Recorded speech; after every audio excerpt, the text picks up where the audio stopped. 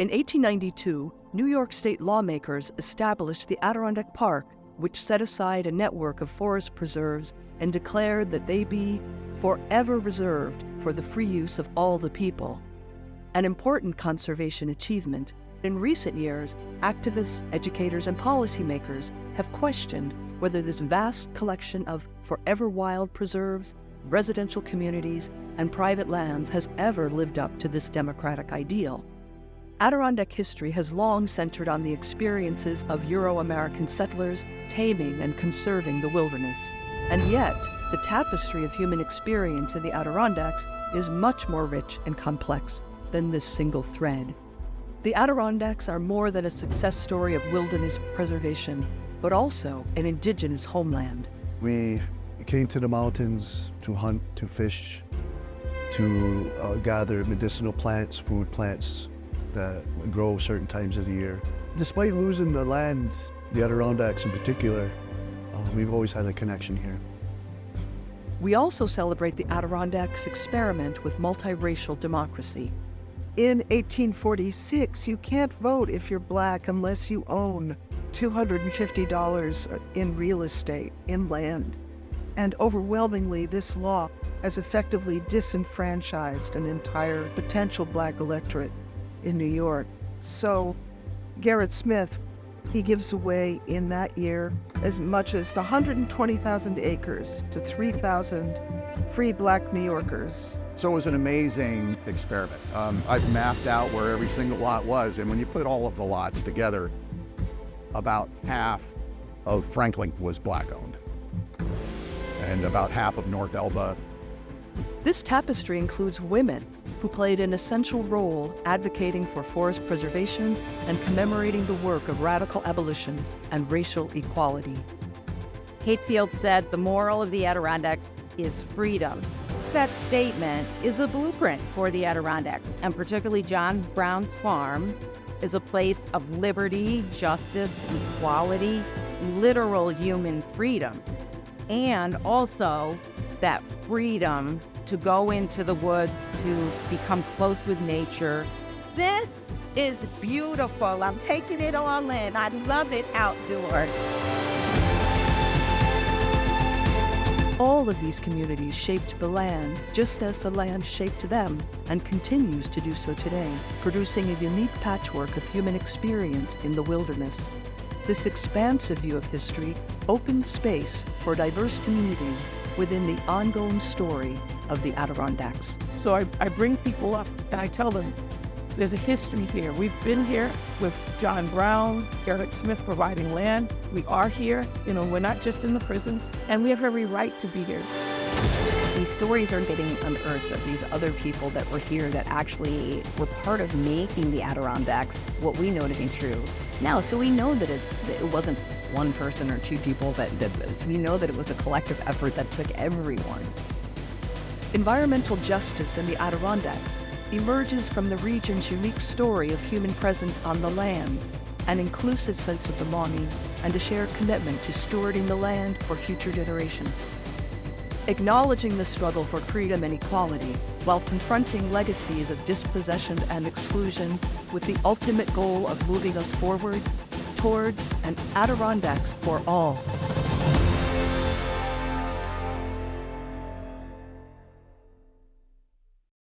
Production of Adirondacks for All was made possible in part by the Adirondack Experience, the museum on Blue Mountain Lake, and the generosity of these donors.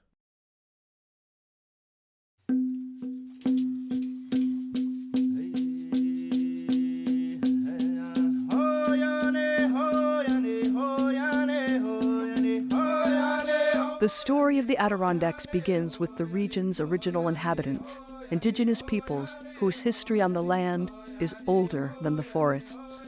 The Mohawk people were one of 6 nations of the Haudenosaunee Confederacy, occupied what is now called New York State, and that includes the Adirondacks. The Mohawks traditionally had villages near the Mohawk River Valley and the St. Lawrence River Valley, and in between those 2 valleys are these mountains. One of the popular sayings is that it was barren wastelands, wild, no humans. I never believed that. We came to the mountains to hunt, to fish, to gather medicinal plants, food plants that grow certain times of the year, and we'd harvest those resources. These mountains were always a part of our lives, our culture, and in the larger picture, our confederacy. As far as Haudenosaunee culturally, it's anywhere from 3,000 to 5,000 years we've been in what is now New York State, including these mountains. But there have been discoveries in the Adirondacks of projectile points that were around at a time when the glaciers were retreating and these mountains were exposed. And they say that there was people here before there were trees.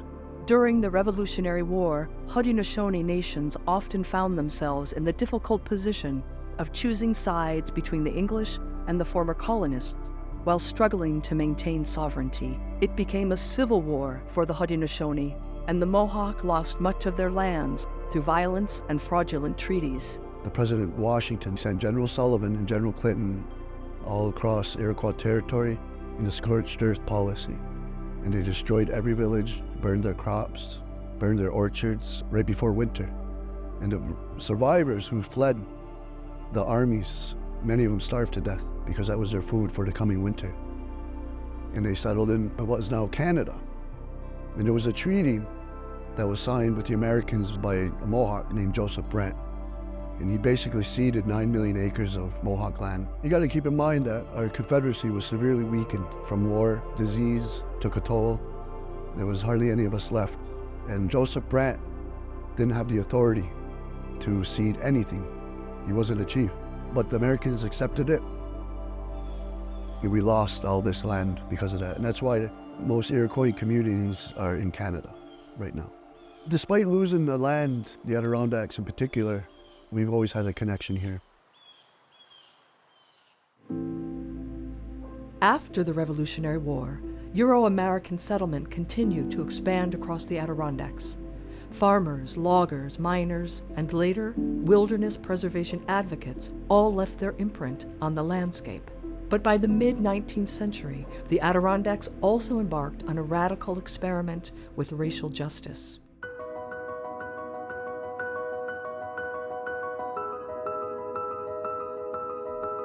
In 1846, radical abolitionist and philanthropist Gerrit Smith granted over 120,000 acres of Adirondack land to 3,000 free African Americans so they could meet state property requirements to vote. Gerrit Smith, wanting to help enfranchise Black men and make them full citizens and help to give them full rights of citizenship, he identifies that many eligible Black men for free gifts of land, mostly in 40-acre lots. Most people never are able to move. They can't afford it. But those that do start coming a little later, in 1848, 1849, and altogether, people in as many as 5 settlements scattered around Essex and Franklin counties. The best known is Timbuktu, because that's the one closest to the home of John Brown, the militant abolitionist who seizes Harper's Ferry and helps polarize the nation and launches us towards civil war. That's the colony most people know of and the one most historians have written about. But there are also colonies in Blacksville, a little bit to the north on Loon Lake, in Freeman's Home. These families probably come to as many as 200 people, including everybody, women, children, and fellow travelers, and most of them don't stay. But those that do are in the region until the 21st century. These were given out to people farther downstate who were already employed and they were living in the city, they had kids, and they didn't necessarily have the resources to move up here. So most of them never actually settled here, but several dozen did come here and settle. Usually not on the parcel that was granted to them because it was low quality farmland. The reason why most of them can't stay is, in my view, because they probably can't afford to stay. To homestead on the frontier, you can't be dead broke to start with. Very few are so well set up that they come to the land with that kind of money in the first place. It's kind of a classic paradigm of a failed liberal strategy that goes so far, but not to the next point that makes it workable. And and manageable and affordable, and it stalls at that point. Lyman Epps is one of several grantees who come from the city of Troy. Lyman Epps settles in what we now call North Elba and becomes a fast friend of John Brown, who really admires his work ethic and his talent as a farmer. And he's not only a farmer, he's an Adirondack guide. He becomes a community builder. And his son, Lyman Jr., stays in the Adirondacks all his life and is devoted to the memory of John Brown, his father's friend.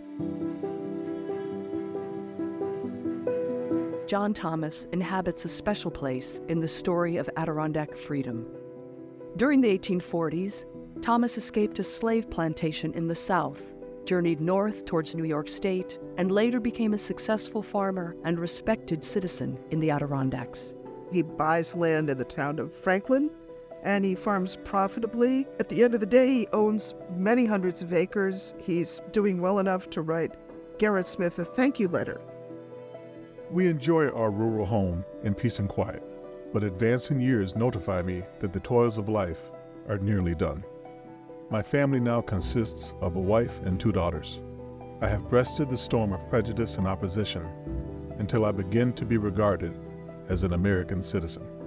His story is thrilling not just because of what he writes, but because of what his neighbors told a historian that John Thomas had been pursued by slave hunters before the Civil War.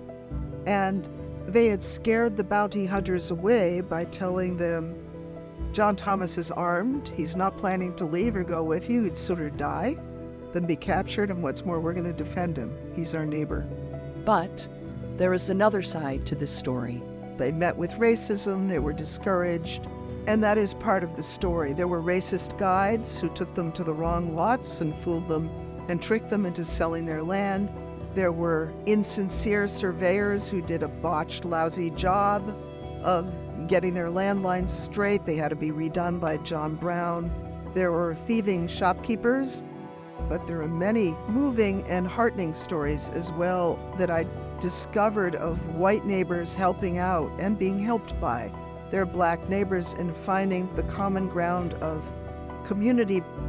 So with that, we have the responsibility to bring forward stories of women, stories of Indigenous people, stories of people with abilities. And as we move forward, for us to be able to leave the legacy for the next generation that I think we're trying to leave, we cannot be ahistorical about all of the many fingerprints that are all over this region to make it this amazing place that we all love now. In fact, women would play a critical role advocating for the preservation of Adirondack wilderness.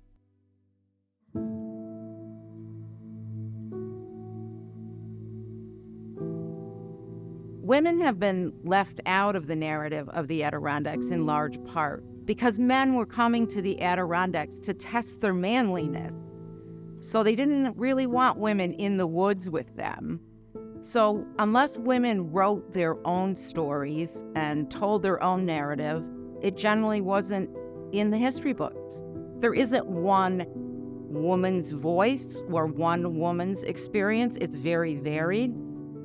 But in terms of preserving the Adirondacks, the one woman that stands out above any of the others is Kate Field. She became an advocate for preserving the forests of the Adirondacks. She saw it as a place for people to heal, a place for women and men, of course, to go into the woods and to improve their health and to recreate. And beyond that, in 1869, she is proposing already that New York State carve out an Adirondack Park and that the state manage this park to preserve the forests and to preserve the watershed. And she said that the John Brown farm should be the center or the nucleus of this Adirondack Park. When she visited, she came to the John Brown farm and she couldn't believe the place was for sale. And so she convinced 19 other people to go in with her and buy the John Brown farm to preserve the history. She felt it was sacred ground. And to preserve the forest and to make it part of this Adirondack Forest Preserve that she was dreaming of back in 1870. After visiting the John Brown farm, she did a lecture about the Adirondacks in Boston, Chicago, all over the place. And she talks about, standing here at the John Brown farm, I see John Brown going off to Harper's Ferry. I see his body coming back, etc. And she then says a most profound statement. The moral of the Adirondacks is freedom. So she says this in the context of John Brown. Of that, I think she sees that the most important message that we can get from the Adirondacks is this message of freedom that John Brown planted here. This message of liberty, equality, justice. And she sees this as the most important lesson of the Adirondacks. For Kate Field, John Brown's farm represented the soul of the park and linked the region's history of freedom and equality with the wilderness area that promised freedom to appreciate and enjoy the Adirondacks' natural beauty. But the legacy of John Brown's farm was in stark contrast to the appearance of prisons inside the boundaries of the park.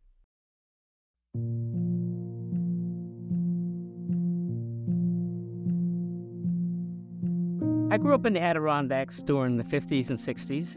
Nobody talked about the prisons, but I soon learned that there were a number of prisons and they were growing with the Rockefeller drug laws. The first prison opened in the Adirondacks in 1845. At the time, though, the state was also interested in modernizing the infrastructure of the North Country, which was still a very remote and isolated part of the state, investing money in building roads and other infrastructure that could be used to uplift the area's economy.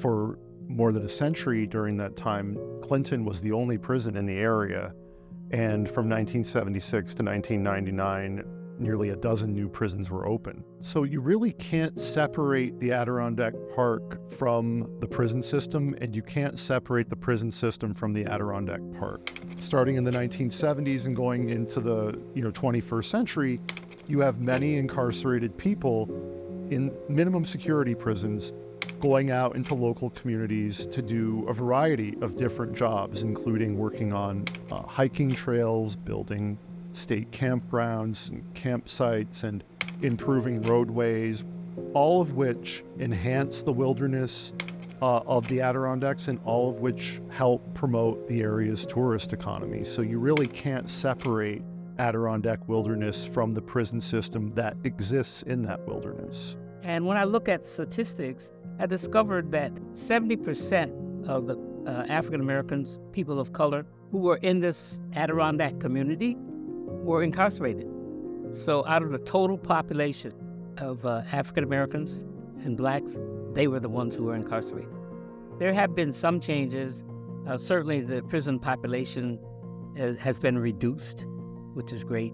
So we're hopeful that we can get people to start talking about this and having the kinds of contacts and we need with people who are part of this community in the Adirondacks and people from the communities that are most directly impacted by incarceration. If we could get them to understand each other and learn what the impact of incarceration is.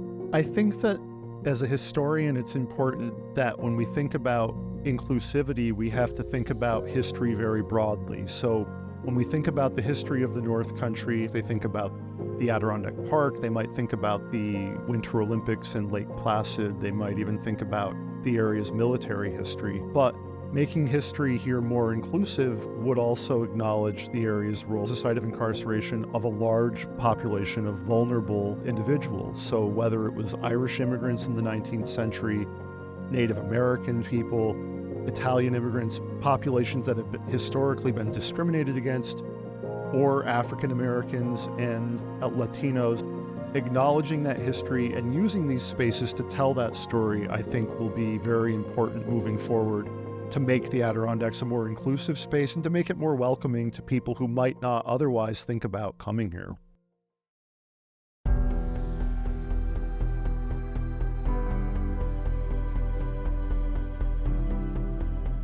I am so proud of this huge piece of land that's in our state, over 6 million acres, and it grows. You could fit 5 national parks in our park. I mean, we're a green space that's important to climate change. To have that much contiguous land that is actually contributing to clean air and the environment. When I talk to people in the community and ask them, have you ever been to the Adirondacks? A lot of them say no, and I'll say, well, why not? They're like, well, that's not for, people of color, or people, all there are prisons up in the Adirondacks, why would I want to go there? Or there are no black people up there, or no Latino people up there. And there are. We've been here. I say this all the time. When I do bus trips, I host a bus trip for the Adirondack Experience. So I bring people up and I tell them, there's a history here. We've been here with John Brown, through Garrett Smith providing land. We are here. We're not just in the prisons, and we have every right to be here. This is beautiful. I'm taking it all in. I love it outdoors. To make the Adirondack a more inclusive space, we really need to get people to see this place in space, to experience it, to come here and see people who look like them.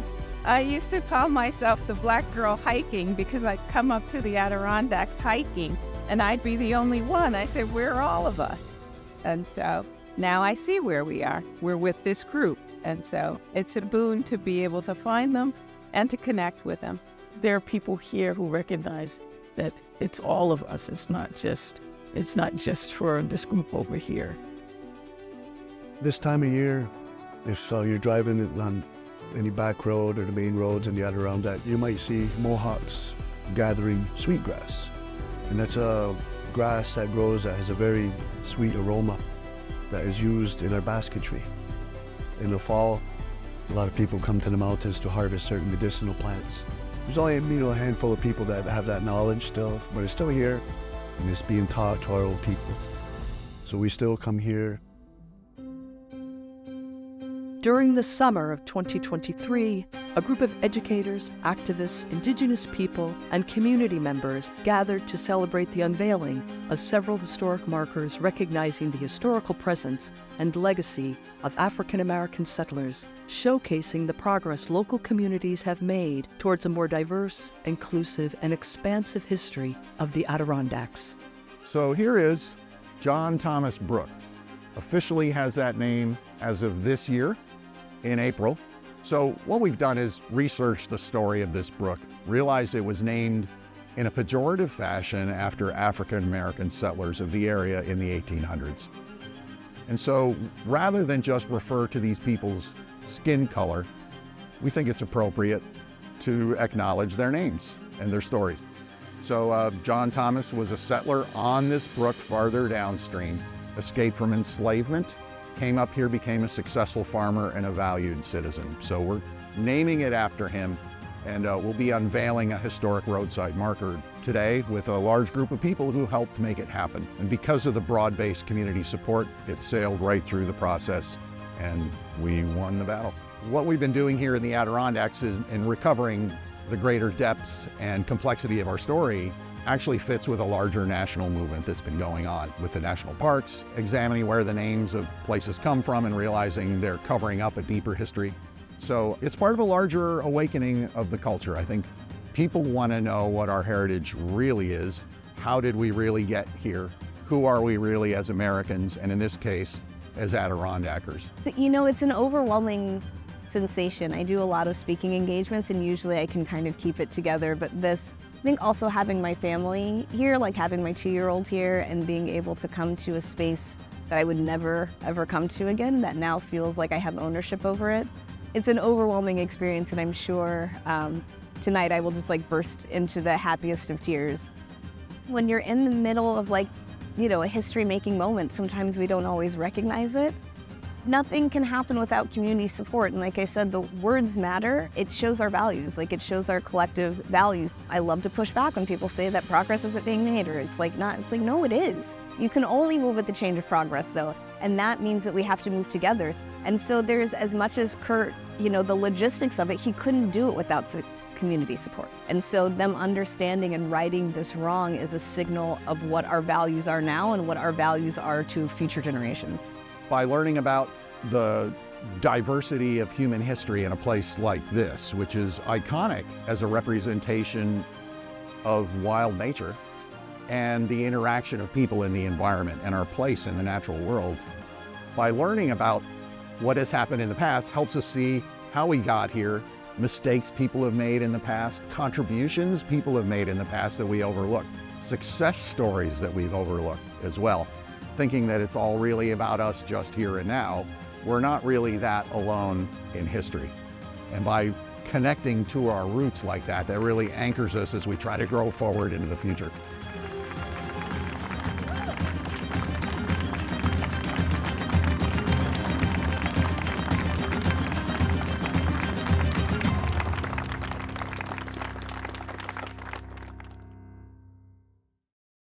Production of Adirondacks For All was made possible in part by the Adirondack Experience, the museum on Blue Mountain Lake, and the generosity of these donors.